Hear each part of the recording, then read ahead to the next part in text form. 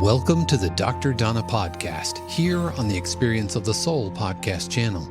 Innovative, evidence-based recovery that helps to identify intergenerational trauma, allowing for freedom and embracement of the healing process.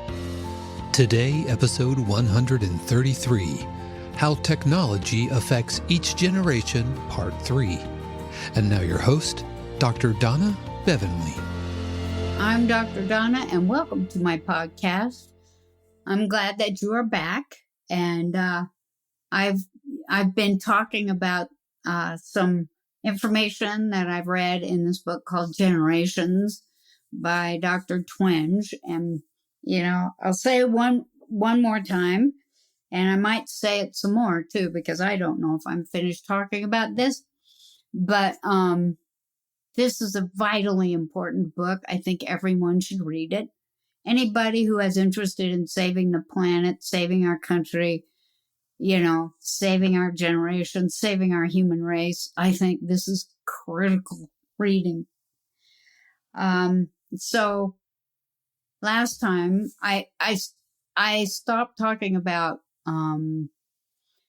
the trans issue, going from trans, from female to male. That's kind of popular these days. I got sidetracked, which sometimes I do.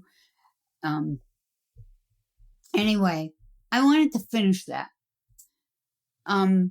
So that Gen Zers have this going on way more than anyone else. I mean, yes, there were some millennials. I personally don't know any boomers that have, gone all the direction where they're completely transitioned surgically and in every other way. But there are two things I want to say about it. One is that I was on one of my news sites today, and this news site sometimes have TikTok things on it, and I don't do TikTok, but I was listening, and it was a young person who had made a full transition from female to male. And, I thought it was a young guy. Sometimes I think that transition ends up being, well, yeah, I know you got a mustache, and I know you got, you kind of look female, but you also look male. But, this young person had made the transition successfully. I thought it was a guy till they started talking. And then they were talking about how they wish they hadn't done it now that they were older. And, they just, no one told them what it would be like to not be able to have kids, to feel like your friends that, it's like your whole world changed and nobody really told them. And this person was regretful about that. And I thought, wow, that's really interesting, because I'd had a conversation a while back where I was sitting with a Gen Z person, young woman who, I'm sorry if I offend anybody about the pronouns. I don't quite get that yet. I'm working on it. Anyway, so this young woman was sitting with me, and her parents had wanted her to talk to me and to have me do some evaluation, because she wanted to do this trans from female to male. And she was like 18. And so we were talking, and I was telling her that, here was her situation. Let me tell you, I'm not breaking confidentiality. I'm sure this is true for a lot, but, when she was a teenager, she realized that she liked girls better. We call that being gay or lesbian. And so she had a girlfriend, and, they're in high school, so didn't last for long. Didn't last forever anyway. And then went to college and met some other people who were gay and girls, women who were gay, and they hung out, and they finally decided to get a place together and all that, like people do. And they all decided that they're gonna transition. So now they went from being gay to trans. And two of them had already gone and had the surgery and were the whole bit. And then she was, kind of wondering if she should do that. And I'm thinking, I said, what? Okay, hold the horses. I said, did you always feel like you were a girl or a boy trapped inside of a girl's body? Oh, well, I don't know what that means. Well, did you feel like you were a boy when you were young? Do you remember feeling like you were trapped in a girl's body? Well, when somebody doesn't know what I'm talking about, that to me is a red flag. Because if you really feel like you are the opposite gender of how you were born, you know that pretty soon as a child. You may not have vocabulary for it, but as you get older and you understand this concept, it'll suddenly make sense. So the fact that she didn't know what I was talking about was a red flag to me. I said, when did you think that you were really trans and that you were really a guy trapped inside of a female body? And she goes, oh, probably a few months ago. And I said, you want to make this transition now?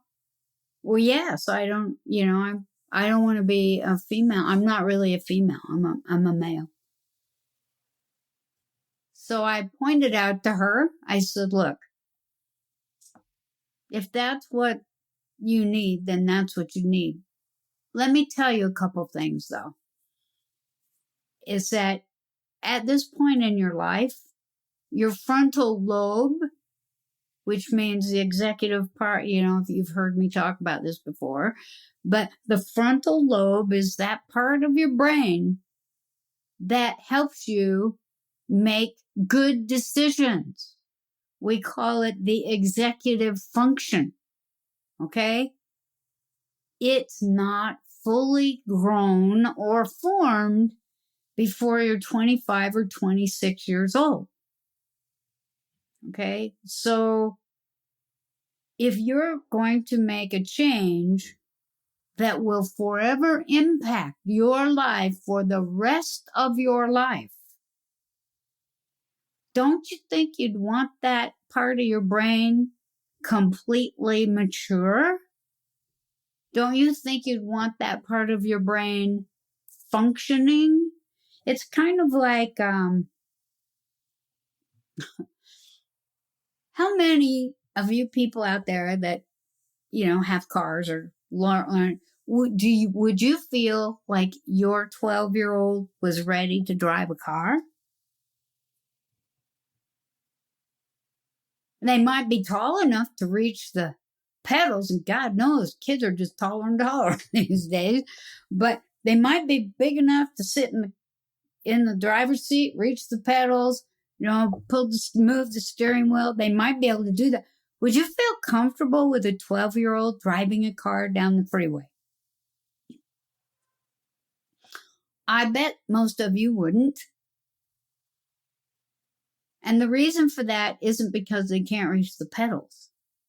The reason for that is that their brains have not reached a level of maturity where they can look at something, make rapid decisions, decide to do something in the spur of the moment that they have to do in order to drive this car. Because there's way more to it than just pushing down the gas pedal, knowing where the brake is, and steering the thing. There's connections that are still being made in somebody's brain that will help them to have a better response time, to, make better decisions, to know that, well, if the law says I can't drink and drive, I better not. And now they might think they better not, but they do it anyway because they're still pretty impulsive. And that impulsivity starts to, minimize the impact of people's lives if their brains are fully formed. So I said, did you know this about your brain? That, it's that part that's going to make this decision for you, and it's not fully formed. Does that make you feel safe? And, I think I probably got labeled as a bad person because I never saw him again. Or that I was, being judgmental or doing a microaggression or any number of those things that I'm still trying to figure out what they are. And it gets harder. It's harder. And I think, okay, so here are all these young people transitioning from male to female. From female to male. And one of the critical issues that we have in our country today is that people aren't having children. And you might think, well, that's a good thing. Well, in some ways it is. If everybody in the world decides to join, that, we need to cut the number of people that we bring into this world because the planet can't support us all. Okay, if we all can agree to that, that'd be good. But people in our country, that same kind of thing that happened in Japan for all different reasons, but the people in our country are deciding not to have children. That's Gen Z. So we've got a drop in population, and we have a large number of girls transitioning to female or male. They're not going to have children. And then we have people who are growing up not knowing how to be in relationships, aren't interested in sex. They're probably not going to have kids either. And so, there will be, the critical part of this will start happening down the road for me, where, Social Security will get busted.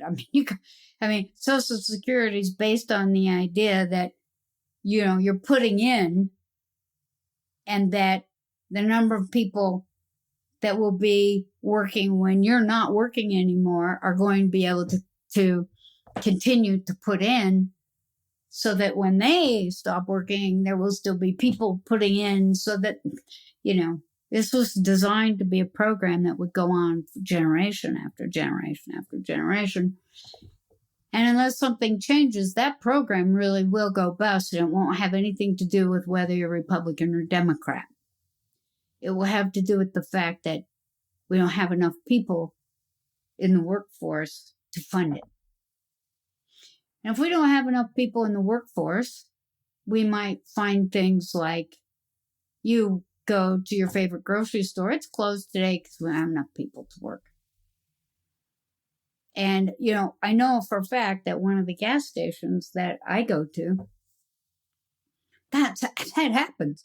I've been to that gas station several times, and it's closed. And there's a sign up that says, we don't have enough people to work today.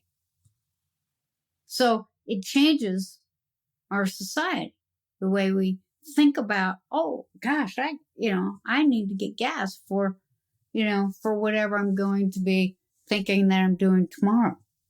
Well, maybe that'll just be that we stop driving. I don't know. But it's absolutely changing how, in every aspect of our society. And a few times on my podcast, I've talked about how parenting is, has the most impact. And I think it still does, for sure. But I think this technology thing is doing more parenting than parenting. than real parenting. You've heard me say this before, and I know it's true. And that is that what children, small, babies want is that they want time, attention, and energy from primary caregivers, from the adults in their lives. And if the adults in their lives are phubbing, which they're not really paying attention to what the kids are doing, they're on their phones texting or scrolling or whatever else people do on their phones. Children know that that is what is important. Now, I did want to talk more about those children that are growing up now, but I just want to say that children know when the parents are actually paying attention to them. They know. You can't fake that. Children know when the grown-ups are paying attention to them. Now, it's really interesting to me, being a grandmother, then, I absolutely am one of those grandparents who absolutely adores their grandchildren. I'm going to have another one. But the one I have is like, I absolutely love him as much as a person could love someone. And we do a lot of FaceTiming, and that's one of the really positive aspects of technology, is it? I get to see him and he gets to see me, and we have these little conversations because he's conversational. And, but one of the things that he loves about calling us and doing FaceTime is that, we have this little conversation. How are you doing? Oh, blah, blah, blah. And today I went to school and blah, blah, blah. That means he went to daycare. He's not even 3 yet, so he's not in school. But, he goes to his school and he, has been playing. And then he sets the phone down where he can, he makes sure he can see us. He sets the phone down and then he says, "Grandmas, watch me play. Watch me play." And then he'll start playing. And then he'll look over at his phone and say, "Hi, grandmas. Watch me play." And he'll go over and because he plays. He does the whole, like, and this is going that way, and this is, we watch him play. And he will sit there and keep going. He'll come back over the phone. "Hi, grandmas." And then he'll go play some more. He'll do that all day. Just until he, has to go eat or he has to go to have a nap. He would sit there and do that with us all day. And because we are absolutely watching him play. We're watching him. We say, "Oh, you're so funny, and that was so good, and, what's that guy doing?" And, so where's Tim? Tim's one of his little characters that he has. "I think Tim's over in the fire station. Check there." And so we're not just watching him play. We're actually playing with him. That's how important it is. And he knows that we are absolutely paying attention, and we don't have to work. We don't have to, do all the things that his parents have to do. They both work. They both got stuff going on. And I know they're not in the other room, okay, when this is happening. But still, time, attention, and energy. So when they tell him, well, or it's time for your nap, he is not a happy camper. No, grandmas.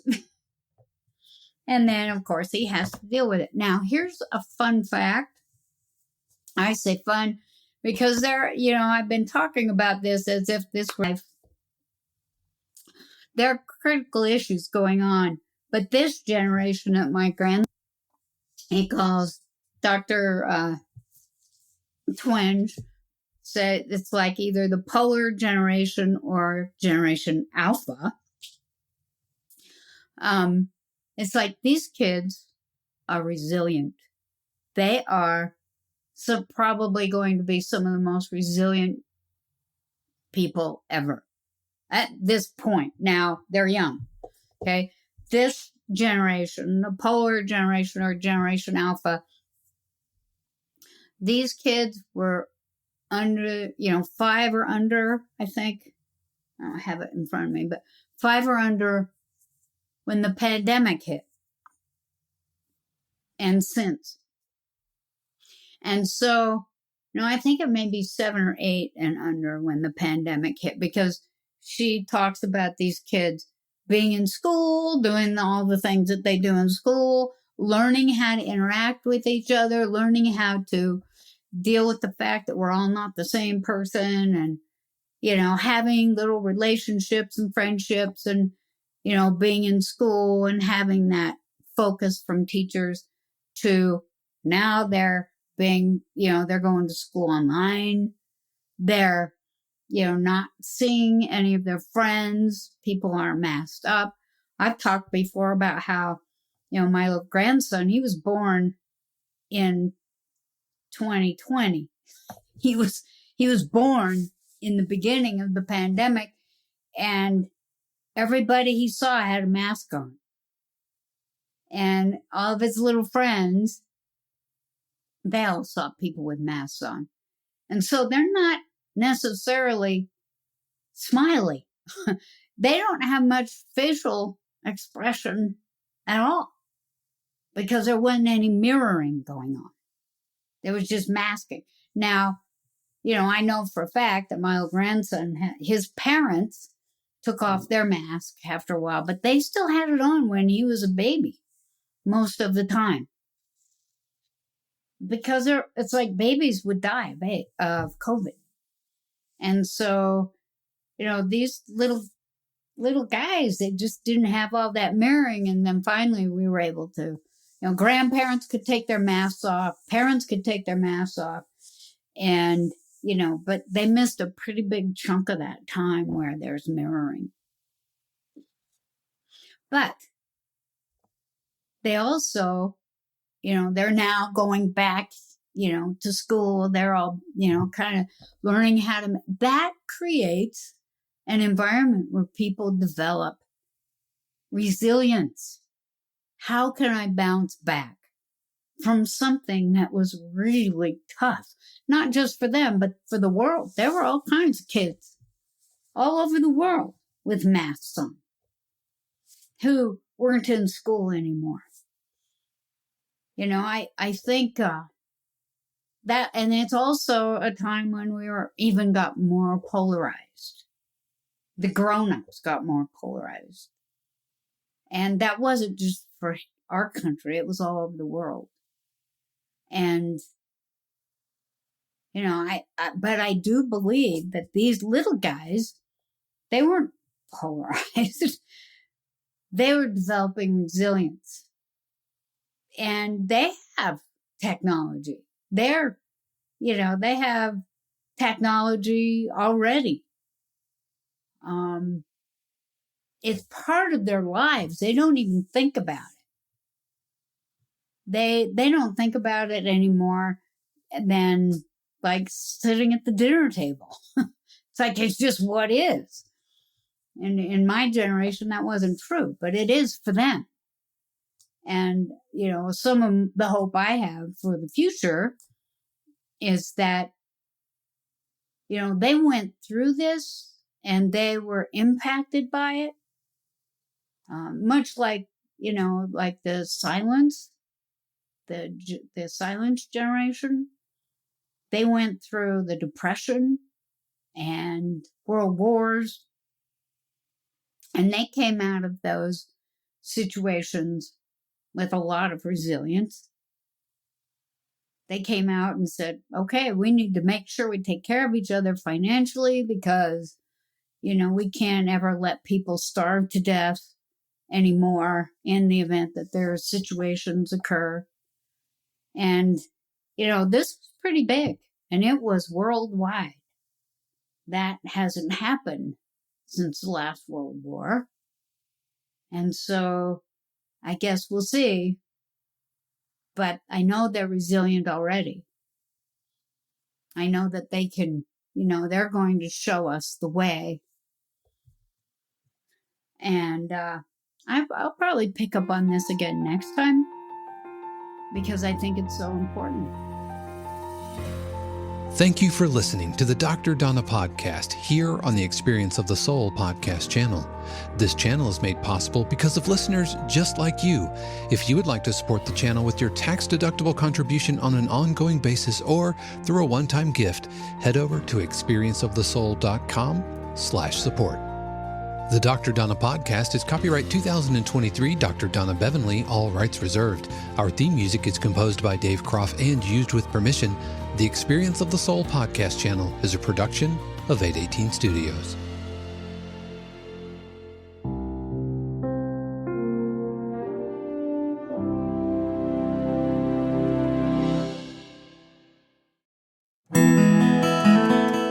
Hey friends, Sean here, your Experience of the Soul producer.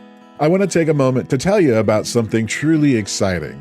The Soulworks online community, created by your host, Cynthia Alice Anderson, and available on the Mighty Networks app. If you're looking for a place where you can explore your spiritual path, connect with others, and grow in a meaningful way, then this is for you. Soulworks is so much more than an online community. It's a safe, inclusive space for spiritual exploration, self-discovery, and personal transformation. Inside the community, you'll find everything from uplifting spiritual studies to soul-centered growth practices, meditations, affirmations, and so much more. It's a space where you'll always be supported and never judged. The best part, membership is free. You'll have access to powerful resources, inspiring content, and a supportive group of like-minded people who are all on their own unique spiritual journeys. And if you're ready to dive deeper, there are premium options available to enhance your experience with a live Monday night talk series and extended, deeper meditations. If you're seeking a place to connect, grow, and nurture your soul, we would love to have you join us in the Soulworks community and see where this journey can take you. Visit my.soulworkscommunity.com today.